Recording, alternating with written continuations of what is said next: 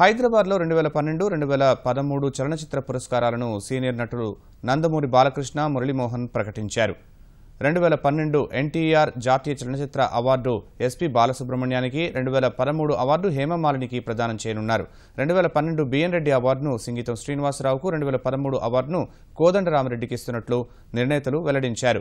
2012 Raghupathi Venkaiah award కోడి రామకృష్ణకు, 2013 award వాణిశ్రీకి దక్కింది.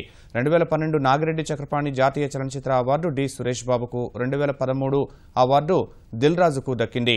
NTR award గ్రహీతకు 5 లక్షలు, బిఎన్ రెడ్డి, నాగిరెడ్డి చక్రపాణి, రఘుపతి వెంకయ్య అవార్డు గ్రహీతలకు 2 లక్షల చొప్పున నగదు పురస్కారం ఇవ్వనున్నారు. అవార్డుల ప్రదానోత్సవ కార్యక్రమాన్ని పెద్ద ఎత్తున నిర్వహించనున్నట్లు బాలకృష్ణ తెలిపారు. అనేది మొదలుపెట్టి 1964లో మొదలుపెట్టామండి. మొట్టమొదట చంద్రబాబు నాయుడు గారికి మనం చెప్పాం, ఈ 25 సంవత్సరాలకు సంబంధించి మనం ఏదైనా గ్రాండ్ గా ఫంక్షన్ చేస్తే బాగుంటుంది అని చెప్పి వాటిని కోరగానే వారు అన్నారు, తప్పకుండా చేద్దాం, 2 days ఫంక్షన్ గా చేద్దాము. 2012, 13, 14, 15, 16 కూడా చూసేయండి. 5 సంవత్సరాలు కలిపి ఇయర్ ఎండ్ లోపల 2 days ఫంక్షన్ గా పెట్టి గ్రాండ్ లెవెల్లో చేద్దాం, గోల్డెన్ జూబ్లీ ఫంక్షన్ గా అని చెప్పి జరిగింది. 50 yearsది. సో దానికి ఏర్పాట్లు జరుగుతున్నాయి. మన సినిమా అవార్డ్స్ ఆల్రెడీ అనౌన్స్ చేశాం. టీవీ అవార్డ్స్ కూడా తొందరలో అనౌన్స్ చేయబోతున్నాం.